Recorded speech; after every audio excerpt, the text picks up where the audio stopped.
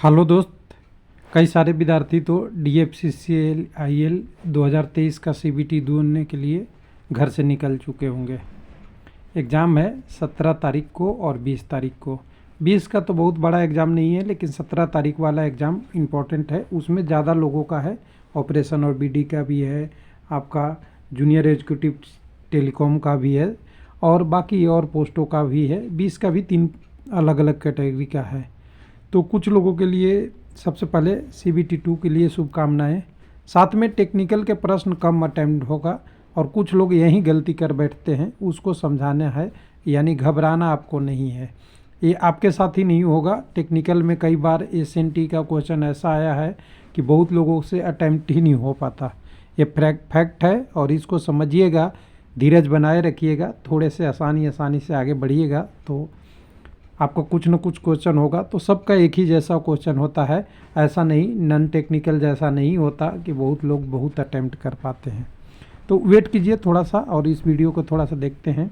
उससे पहले आप यहाँ पे देख लीजिएगा, डेट तो सबको पता ही है। एडमिट कार्ड, ई-कॉल लेटर सब लोगों ने डाउनलोड कर लिया होगा। 3 शिफ्टों में एग्ज़ाम है। 17 तारीख को पहले ऑपरेशन और BD शिफ्ट 1 में सुबह 7 बजे से 8 बजे तक आपका रिपोर्टिंग गेट क्लोजिंग हो जाएगा। 8:30 से 10:30 आपका पेपर है। उसी तरह आपका junior executive signal and telecom का, जिसमें सबसे ज़्यादा कैंडिडेट इन्हीं दो कम्युनिटी, इसी दो में आपका है, 2 ही सीरियल नंबर वाले में। तो यहाँ ये एग्ज़ाम 11 से 12 गेट क्लोजिंग का टाइम हो गया और आपका 12:30 से 2:30 आपका CBT का एग्ज़ाम है। तीसरा शिफ्ट 3 से 4 के बीच में आपका गेट क्लोजिंग के लिए टाइम रहेगा और यहाँ पे फाइनल जो एग्ज़ाम 4:30 से 6:30 में होगा। यहाँ तक आते आते आपको सारे मैक्सिमम पोस्टों का information technology, civil, junior executive electrical, mechanical निकल जाएगा। लेकिन एक पोस्ट और जो बचता है इलेक्ट्रिकल का, जो जिसमें ज़्यादा कैंडिडेट है, वो है एग्ज़ाम आपका 20 दिसंबर का। तो ये एग्ज़ाम तो आपको शिफ्ट 2 और 3 में है। लेकिन 17 तारीख वाले कैंडिडेट जिनका सेंटर कुछ घर से दूर पड़ा होगा, तो आज 15 तारीख है, शाम को निकल जाएंगे लोग। कई लोग 16 को भी निकल सकते हैं, लेकिन जिनका सेंटर होगा उस हिसाब से अपने एडजस्ट या रहने की व्यवस्था से निकल जाएंगे। अब यहाँ पे देखिए 2-3 चीज़ें मैं बता दूं कि बाकी चीज़ें तो आपने सब कुछ देख लिया होगा, लेकिन यहाँ पे ध्यान देने वाली बात है कि CBT 2 आपका मिक्स्ड पेपर है। ऑपरेशन और BD की बात करें, पहले भी हमने बात कर रखा है। इसमें आपको कस्टमर रिलेशन, मार्केटिंग और रेलवे और DFCCIL का जानकारी, जो हिस्ट्री के बारे में, उनके बारे में है। ये तीनों टॉपिक इम्पोर्टेंट बनाता है। टेक्निकल जैसा यही टॉपिक है, बाकी पेपर नॉन टेक्निकल ही है। तो इसका आप ई-बुक और PDF मैंने www.railwaylive पे प्रोवाइड ही करा दिया था, आप लोगों ने पढ़ा भी होगा। हो सकता है उससे आपको बहुत हेल्प मिला होगा और बाकी फीडबैक आप एग्ज़ाम के बाद देंगे तो इम्प्रूवमेंट के लिए या और प्रोत्साहन के लिए वो काम आएगा। बाकी अगर बात करेंगे दूसरे टॉपिक में, इलेक्ट्रिकल में, तो इलेक्ट्रिकल का जूनियर एग्जीक्यूटिव का ही है 17 तारीख को और बाकी का है 20 तारीख को एग्जीक्यूटिव का।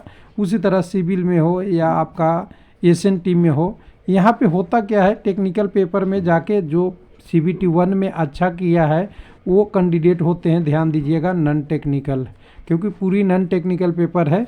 वहाँ पे नॉन टेक्निकल का क्वेश्चन अटैम्प्ट होते हैं। उसमें कई सारे कैंडिडेट जो रेलवे के बारे में जानकारी नहीं है, टेक्निकल का कम जानकारी है, वो भी बहुत अच्छा नंबर लाके क्रैक करते हैं। लेकिन ध्यान दीजिएगा, जब CBT 2 में जाएंगे तो बहुत सारे कैंडिडेट आपको ऐसे मिल जाएंगे जो अभी भी कहेंगे कि डेट एक्सटेंड होगा क्या। डेट एक्सटेंड करने का मतलब ये है कि तैयारी नहीं है कैंडिडेट का, और जब पेपर अटैम्प्ट करने जाएंगे तो वहाँ पे टेक्निकल पेपर अटैम्प्ट नहीं होता, तो बहुत लोग हरास होके, निराश होके नेगेटिव मार्किंग में चले जाते हैं। तो ये नेगेटिव मार्किंग वाला आपको नहीं अपनाना है फार्मूला, ध्यान रखिए। आपसे अगर टेक्निकल नहीं बन रहा है तो सबसे नहीं बनेगा, इसको आप ध्यान से रखिएगा और समय पूरी दीजिएगा प्रश्न को टेक्निकल के बनाने में। आपका नॉन टेक्निकल हो जाए या जो आपका फेवरेट है उसको पूरा करने के बाद जो डिफ़िकल्ट लगे उन प्रश्न को धीरे से सोच के देखिएगा। हो सकता है 2 से लेके 5 प्रश्न आप कर पाएँ, वही से सिलेक्शन होता है। और हर एग्ज़ाम में आप देखिएगा बाउंड्री लाइन वही होती है जहाँ पे आपको हमेशा कहते हुए लोग बहुत मिलेंगे कंपटीशन में कि मेरा 1 नंबर से नहीं हुआ, मेरा 0.5 से नहीं हुआ, मेरा 2 नंबर से नहीं हुआ, मेरा 3 नंबर से नहीं हुआ। 5 से ज़्यादा नंबर वाले तो पहले ही छोड़ देते हैं कि मेरा यार इसमें सिलेक्शन होता ही नहीं क्योंकि मेरा नंबर बहुत कम रह गया था।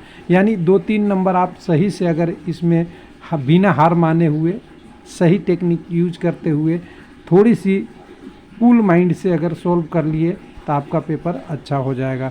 तो मेरे तरफ से आपकी सफलता के लिए शुभकामनाएं। आपने CBT 1 निकाला है तो CBT 2 भी एक परिपक्व विद्यार्थी के रूप में शांति से, अगर कम प्रश्न आपसे हो रहा है तो मान लीजिए कि मुझसे कम ही होगा, लेकिन बहुत ज़्यादा पैनिक होकर गलती नहीं करिएगा। थैंक यू, धन्यवाद।